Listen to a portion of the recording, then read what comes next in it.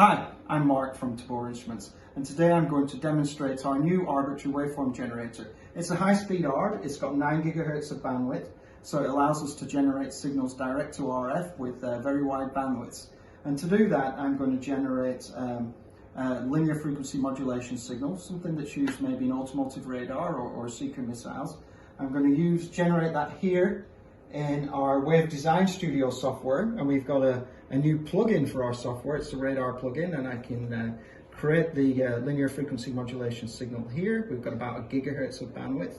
I download that into the Proteus arbitrary waveform generator. We use PCIe Gen 3 and it's 8 lanes, so we can download waveforms much faster than most other types of instrumentation of this type. And then finally we can see the results here on the WavePro HD 12-bit 4 GHz oscilloscope from Teledyne LaCroix. And you see the setup's all done, and we can see the band here, our sweep from 1 GHz to 2 GHz. It doesn't have to be, as I said earlier, a linear FM. We can generate these signals now direct to RF. They could be an LFM, it could be ultra wide bandwidth signal, it could be a next generation wireless signal such as 5G, or it could be one of the emerging new broader band wireless LAN signals.